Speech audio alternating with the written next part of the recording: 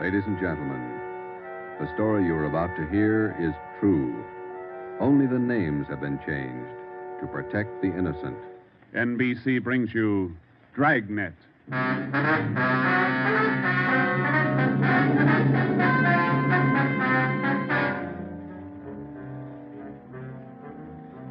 You're a detective sergeant. You're assigned to homicide detail. A gang of quick-trigger gunmen have moved in on your city. They've given public notice that they'll kill the first cop who tries to take them. You know the risks, your job. Apprehend the suspects. Dragnet, the documented drama of an actual crime, investigated and solved by the men who unrelentingly stand watch on the security of your home, your family, and your life. For the next 30 minutes, in cooperation with the Los Angeles Police Department, you will travel step by step on the side of the law through an actual case, from beginning to end, from crime to punishment. Dragnet is the story of your police force in action.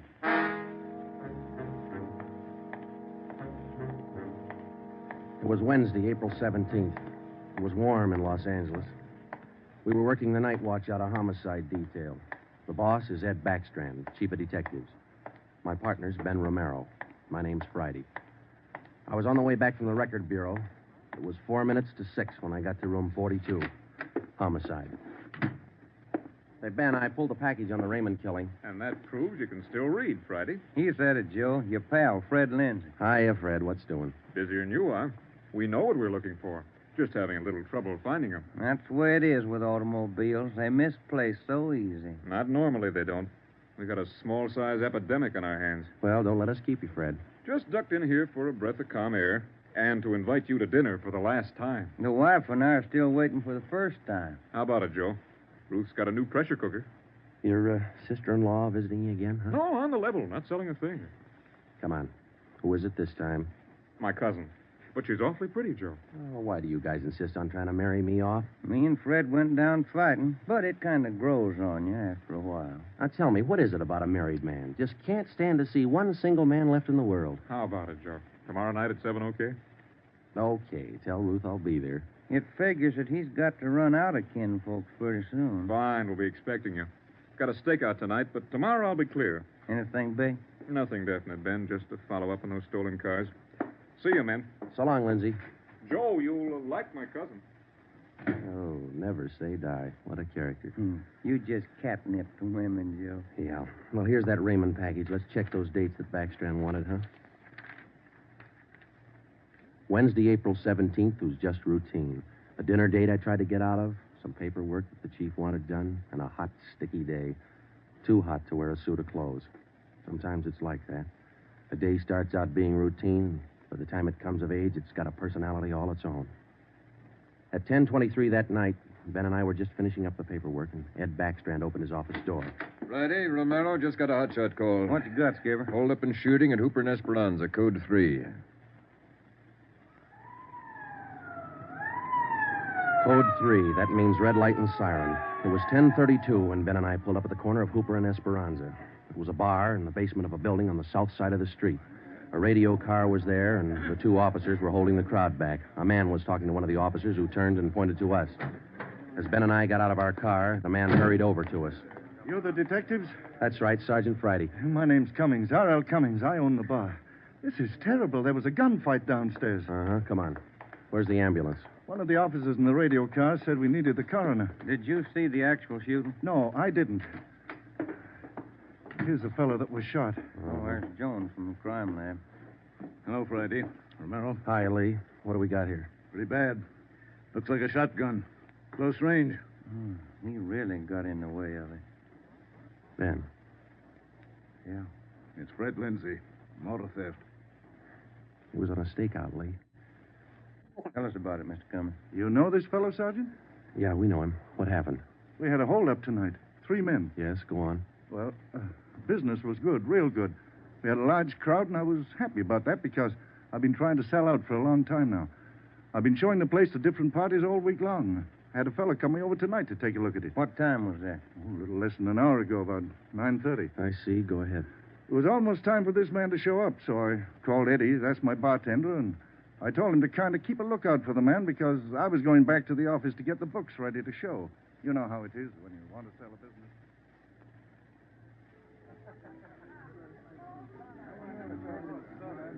You'll watch for him, Eddie? You bet I will. If you want me, I'll be back in the office. Keep your mouth shut and stand still. Huh? You own this bar, don't you? Well, yes. What is this? You're the boy we want to see. Which one of you? All three of us. What's going on? What's it look like, genius? Just a stick-up. I haven't any money. You go to the bank on Thursdays, don't you? Well, I made my deposit today instead. I've been watching you for a month now. Don't give us that. You go to the bank on Thursdays. Now, come on, hand it over. I'm telling you the truth. I usually go on Thursdays, but I went today instead. You're lying, Ace, and we ain't got much time. Look, you can have all the money I've got on me. I think it's about 200. But that's all I have. Here. Why argue with him? Take what he's got and we'll shake the customers down. No, please don't do that. You got my money. Isn't that enough? No, it ain't. Come on, let's go out front. That's about all I remember, Sergeant.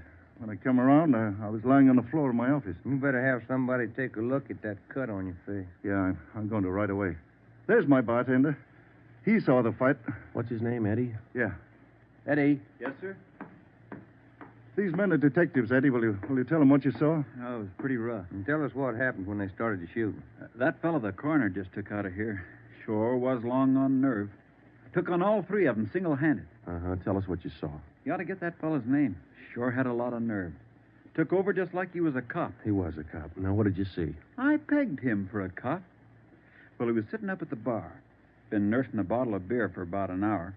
I was keeping an eye on the front door, watching for this fellow the boss wanted to see. So I didn't see the three hold-up men come through from the back. But I heard them. All right, let's knock it off. You can all see this shotgun. Anybody make a move, and I'll blow your head off. Demas, cover the front door. Got it. Sickle, shake him down. Okay, gents. You guys in the band, keep that music going. The rest of you people turn around and face the bar. Put your hands on top of the bar and leave them there till we tell you to move. Come on, hurry up. Knock it off. Okay, Sickle. We'll take your money, your watches, anything else you got. Now, don't try to be cute and hold out. All right, you, take off the watch. I'll get your bill for. You, lady, let's have the ring. This man they call Sickle went right down the line. Took everything he could lay his hands on. This cop, your friend, was facing me at the far end of the bar. He was standing there just like the others. He kind of leaned toward me a little. Can you see the guy with the shotgun? Yeah, Where is he? center of the room. The other guy still at the door? Yeah, Got his gun out? holding it in his right hand. How far down the line is the other guy? About 10 people away. Hey, you two down at the end there. Knock it off. Hurry up, Sickle. Doing the best I can. Come on, let's have the purse, lady. You, next to the lady here, get the watch off. I'll take this wallet over. How far away now? He's getting closer. But we better shut up like he says. I'm going to take the one with the shotgun first. He'll blow you to pieces. I got a gun. How far away is that guy now? I thought Jans told you two to shut up. All right, Sickle, try to move and I'll break your back. Let me go. Go ahead and shoot, Jans. Stay away from him, Sickle. All you people at the bar, down on the floor. Okay, you with that shotgun, drop it. Demas, can you get a shot at him? Not without hitting Sickle. Come on, you, I'm waiting. You got us all wrong, boy. We like Sickle, but not that much. The cop was holding Sickle as a shield. When the big guy let go of the shotgun, both the cop and Sickle ducked. The cop didn't get hit. But this man, Sickle, fell over on his face, grabbed at his arm. The man with the shotgun went down on one knee, holding his stomach. The man at the door took a shot at the cop, but he missed. Then the cop fired 3 shots at the man by the door. Looked like the first 2 missed, but the last one caught the man in the leg and he went down. Well, by this time, the big guy with the shotgun had recovered enough to hold his weapon again. I tried to warn the cop. Look out! The guy with the shotgun! I see him. The cop pointed his gun and pulled the trigger, but he was out of shells. Boy, Sergeant, my stomach knotted up when I heard that hammer fall against those empty chambers. The cop threw his gun at the guy with the shotgun and then ran right at him. You know, it was just as if that cop was trying to run right down the barrel of that shotgun. I glanced at the cop on the floor, then I tried to follow the 3 of them as they made their way out of the bar. They jumped into a car out front and drove off. As I kid, I used to watch Bill Hart take on a whole gang in the movies, but this way, right in front of my eyes, Sergeant, he was an awful brave guy. Did you get the license number of their car? No, I didn't. I couldn't see very well. You got a pretty good look at all three of the men, though, didn't you? I believe I'd recognize any of them. Thanks, Eddie. What's your last name? Bowers. Eddie Bowers. Got that, Ben? Yeah. You'll be hearing from us, Eddie. We may want you to look at some pictures for us. Glad to help any way I can, Sergeant. I hope you get the men that shot this cop. You're sure going to try, aren't you? Yeah, Eddie. We're sure going to try. The next step was for Ben and I to make a complete report to Chief Ed Backstrand. They got Lindsay, huh? That Fred Lindsay an auto theft? Yeah, that's right. Good cut. You say he wounded 2 out of the 3 in that holdup? Yeah. That means they'll have to have medical attention in a hurry. We'll check all the small hospitals, cover all the drugstores to get a line on anyone who's bought medical supplies in the last hour. Uh-huh. As soon as medical detail notifies Miss Lindsay, I'd like to go over and see her. Smith from the medical detail's out there now. By the time you get back, we may have a flash in the drugstores or hospitals. We'll be back in 30 minutes. Call them when you get out there. Right, Ed. You might carry this with you. Yeah? I'm sick. I'm sick to my stomach about this thing. I want you to get those 2-bit punks. I don't want them to see another sunrise. Got that, haven't you? Yeah, Ed. Let's go, Ben. Chandler? Yes, sir. Put out an APB. Have communications broadcast the descriptions of these suspects every 30 minutes until further notice. Get that to communications right away.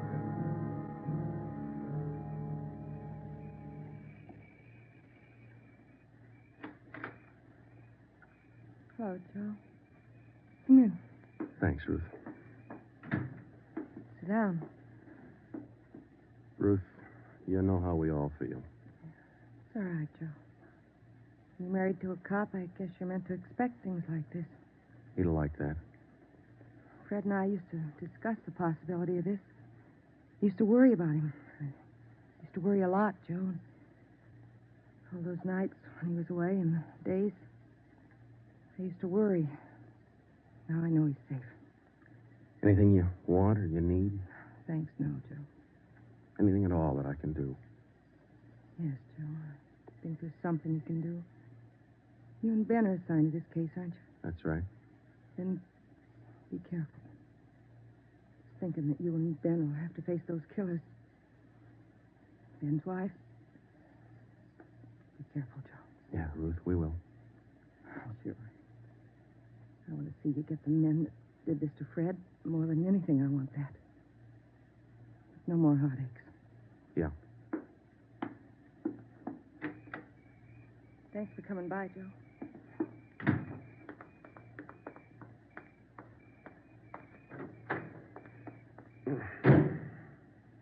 How'd you take it, Joe? Let's go.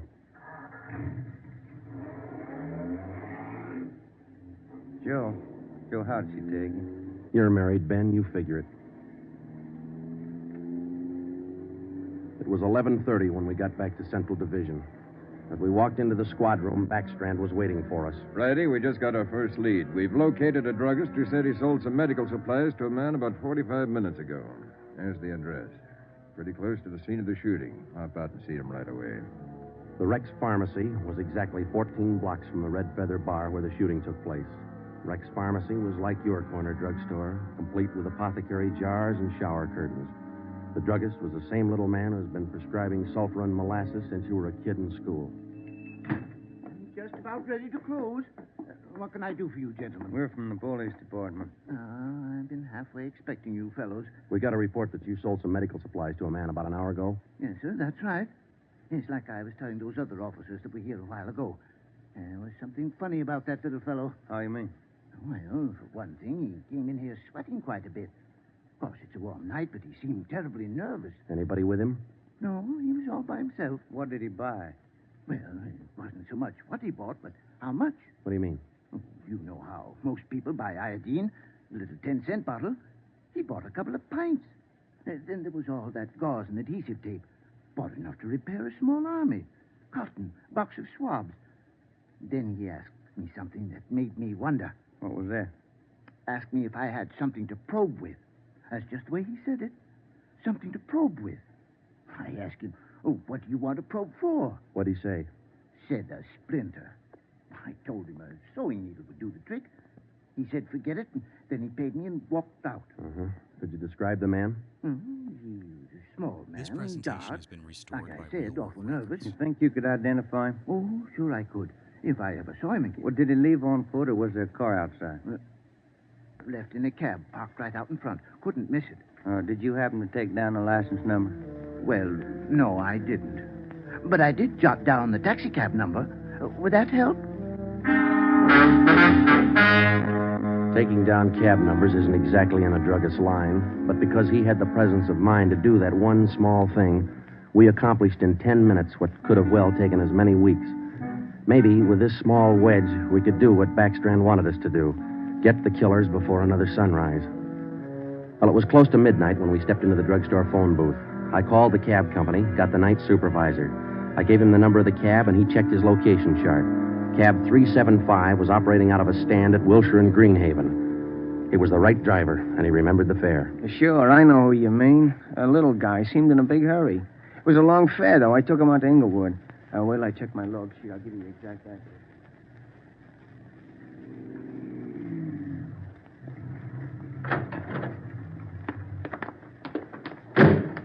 Here it is, Joe. 1523 Imperial. It's the room and half. Yeah, come on. We'll check with the landlady. Kind of late, Joe. Yeah, let's stand away from the door, huh? Might not be the landlady who answers. Yes, what do you want? Police department. Oh, well, just a minute. Let me see your badge. There you are, ma'am. I'm Sergeant Friday. This is Romero. Homicide. All right. Now, what do you want? I run a good, clean rooming house It's here. not the house, lady. It's one of your tenants. Which one? That's what we want you to help us on. Look, do you men know what time it is? Come back here in the morning. Sorry, this can't wait till morning. Well, I'm not going to invite you in. We'll talk right here on the porch and keep your voices down. My tenants work during the day. Whatever you say, ma'am. Now, what is it you want to know? We're looking for a small, dark man. Well, I got 3 here. Could fit that description. No, he came in late tonight, about 45 minutes ago. I wouldn't know about that. I don't spy on my people. This is very important. You'll have to keep your voices down. Sorry. He's dark and he's small. Oh, I didn't just say he was dark. You must mean Mr. Tyndall. What's he done? What's his room number? He's in room 10, but I can't allow you to tramp up and down the stairs at this hour. You'll wake all my roomers. We'll be as quiet as he wants us to be. Now, what do you mean by that? Is there going to be trouble? I don't know, lady. Where do we find number 10? The end of the hall, last room on the right, and keep your voices down. If you'll just wait in your room, lady, we'll call you if we want you. Okay, here we are. If I keep the door clear, Ben, we might have trouble. Think they all in there? We'll know in a minute.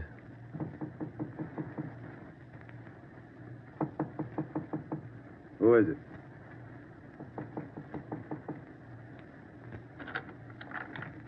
What do you want? Police department. I'll try this closet, Joe. What do you want with me? What are you looking for? Closet's empty. What'd you say your name was? Tyndall, Bob Tyndall. New name, but same face, huh, Joe? Yeah, how long you been out of jail, Tenny? My name ain't Tenney, it's Tyndall. Your name's not Tyndall, it's Sam Tenney. We sent you up on a robbery charge 4 years ago. Now, isn't that right, Tenny? No, it's not right. You got the wrong man. I never been in jail. Yes, you have, because we sent you there. Now, come on. Who'd you buy the medical supplies for? I don't know what you're talking about. Look, Tenny, it's a hot night and it's late, so let's cut out the smart talk, huh? Who'd you buy those medical supplies for? Tenny, look, you're a 2-time loser right now. Who are you shielding? You got nothing on me. I ain't done a thing. We can prove that you bought those supplies tonight, and it can go kind of hard on you. So let's open up. I've been out of this room all night long. We got a druggist and a cab driver who will make a liar out of you. I still don't know a thing. That cab driver hauled you home here 45 minutes ago. Where were you? I was out on a date. Is that who you bought the medicine for? Ben, call the druggist and get that cab driver. We'll take Tenny downtown. All right, all right. All I did was buy the bandages and stuff. I got nothing else to do with this. Who'd you buy the stuff for? Now, you know everything else. You figure it. Oh, now, look, punk. We know there were 3 of them. One of them killed a cop. We're going to get to him, and Tenny, you're not going to stand in our way. They killed somebody. They didn't tell me that. Who didn't tell you? I don't want any part of murder. I'm going to tell you who it was, but I'm clean. I got nothing to do with it. I was trying to help him out of a jam. Who were you trying to help? It was Roy Bemis, Charlie Sickle, and Red Jans. They didn't tell me nothing about murder. Oh, why'd you help? They offered me a pretty good piece of change to run an errand for them. You know I got paid for. That's all I had to do with it. Where did you deliver those medical supplies? I have to tell you that. I'm afraid of Jans. He's awful free with that shotgun. We'll give you protection. Now, where are they? Can I go to jail till you get them? You'll get protection. Give us the address. It's an apartment house. Just around the corner from here. The Blue Eagle. We took Sam Tenney down to Central Division with us. On the way downtown, he told us that Red Jantz and the other two had their room at the Blue Eagle barricaded. Tenney said that they told him that they'd kill the first cop who tried to take them. Well, we knew they were wounded. He told us that Sickle had an arm wound, Bemis got it in the leg, and Jantz had a slug in his side. We figured they'd be weak from the loss of blood, and we could take them easy. You'll never take those guys easy. Sure, they lost a little blood, but they had enough fight left to stack that room. And they got enough left to kill you if you try to take them. On the way to headquarters, we stopped at an all-night drive-in and called Ed Backstrand. We told him we had a radio car watching the Blue Eagle. We gave him the whole story and told him we were on our way in. By the time we checked into Homicide, Ed had the plan all mapped out. It was 2:25 a.m. Here's the map from the city engineers. It's one city block bounded on the north by Hawthorne Street, on the south Lawndale Avenue, on the east 16th Street, and to the west 17th. The Blue Eagle apartment house is right here, on 16th and Hawthorne. West of the Blue Eagle is a private residence. South of the Blue Eagle on 16th is a vacant lot. There are 12 apartments in the building. The men we want are on the second floor, number 11. That apartment faces east on 16th. How do you want to handle it, Ed? Now, Baker and Moorheim will evacuate the private residence.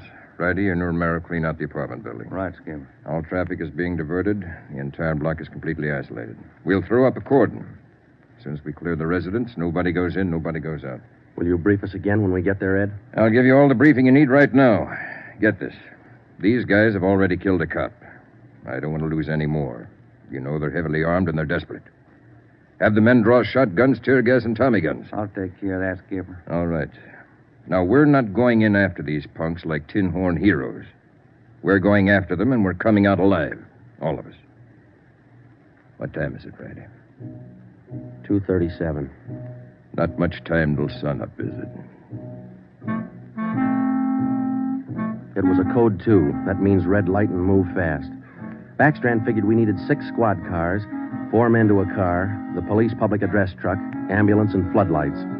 Ben checked out the weapons to the men, and by 2:46, we pulled out of the Central Division garage. We slid into the area at 3:20 a.m.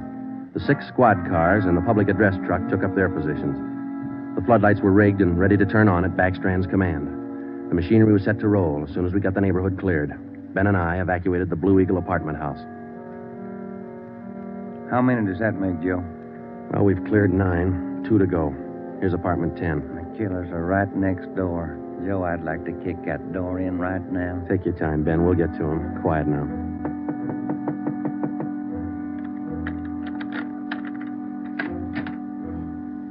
Yeah, what is it? Police department. May we come in? Yeah, of course. What's the trouble? No trouble. We're evacuating the building. Now, we'll have to ask you to leave by the back door. We'll notify you when to return. Please leave quietly and lock your door. What's going on? No time to explain. Thank you very much for your cooperation. Okay, now, we'll skip 11 and go to 12. Yeah.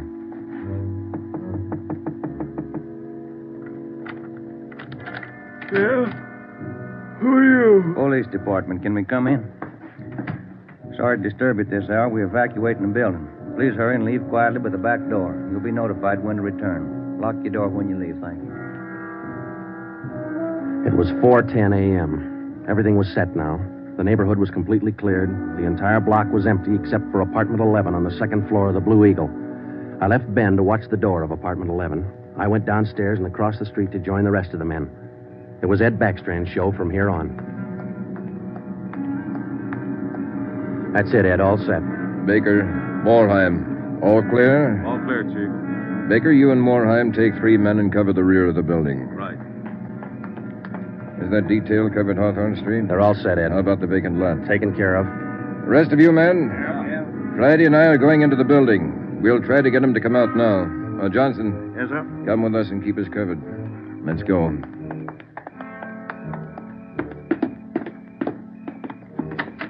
Apartment 11's up at the head of the stairs, Ed. Right. Any action, Romero? Not a thing, Skipper. Keep down, all of you. I'll try to get them out. Jantz, Bemis, Sickle, you're all alone. The building's clear. Come on out with your hands behind your head.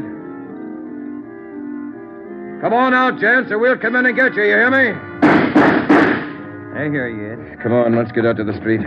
Johnson, cover that door and be careful. Keep down. Right, Chief. Friday, Romero, come with me. We left Sergeant Johnson to watch the door, and we ran out into 16th Street and ducked down behind the police sound truck. The floodlights hit the side of the building. Backstrand grabbed the microphone. Giants, Bemis, Sigel. You've got 30 seconds to come down out of that room. Walk out backwards with your hands behind your head. Stay together. Don't fan out. 30 seconds, gents. They're making it tough, Ed. Romero, lob some tear gas through that window. Right, Skipper. Come on out, Bemis. We're giving you a chance. That's more than you gave that cop in the bar. Come on out. That's Jance, Ed. He isn't coming out. They must have got Johnson because they're in another room. Shoot the gas in there. That's not going to get him out, Ed. Give it time, Friday. Burn those floodlights in up there. Friday, rake that second floor with the Tommy gun. Let's keep them in one room. Right. Hold your fire, Friday. George, give us a couple of masks. Ben and I are going in. The rest of you men concentrate your fire on those 2 rooms. Hit them down. Here's your mask, Joe. Let's go.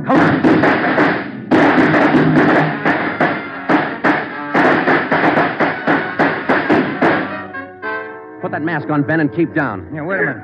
Somebody coming down the inside stairs. Duck, Ben. He's got a gun. I got one, copper. Get out of my way. Stop it, you. You haven't got a chance. I'm coming through, copper. Think I stopped him, Joe. Can you see Johnson? No, it's too much gas in there. All right, you 2 up there. We got one of you. The other 2, come on out. Joe, think we got him? I don't know. Can you see Johnson? No, Joe. It's still too thick in there. I'm going in, Ben. Cover me. Come on. We know there are 2 of you up there. Just one, copper. Throw your gun down the stairs ahead of you. Hurry up. Shotgun, Joe. Jance. I see him. I'll take him at the foot of the stairs. All right, I got my hands up. I found Johnson, Ben. All right, Jance, outside. Come on. Move. Put the handcuffs on him, Ben. I'll cover you. How's Johnson? I don't know. Ed, get the ambulance crew over here. Jance, who's this other guy we got? Bemis. How about Sickle? I said just one, didn't I, copper? Never mind the smart talk, Jance. Now just answer the question, huh? Sickle wanted out of it a long time ago, so I let him out. He's upstairs. I let him out the back way. Mean you shot him? He wanted out, didn't he? All right. We'll take him in. Johnson's in the ambulance. I'll see you in the office. Yeah. Right, Skipper.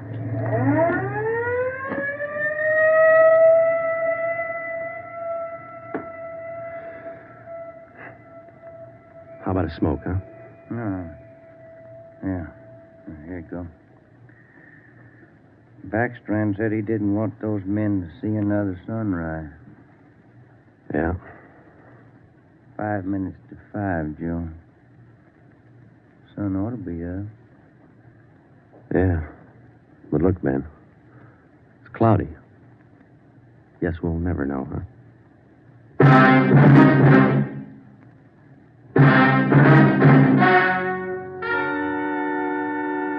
The story you have just heard was true. Only the names were changed to protect the innocent.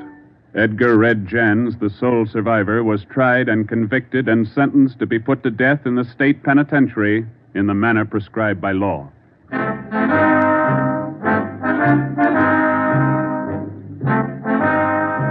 You have just heard the 4th in a new series of authentic cases from official files. Technical advice for Dragnet comes from the office of C.B. Horrell, Chief of Police, Los Angeles Police Department. Tonight's program is dedicated to radio car patrolman Forrest E. Sawyer of the Denver, Colorado Police Department, who, on the evening of March 8, 1937, gave his life so that yours might be more secure.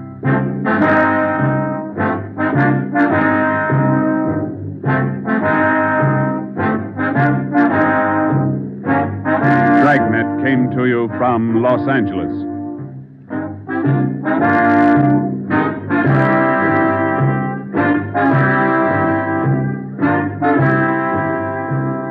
This is NBC, the national broadcasting company.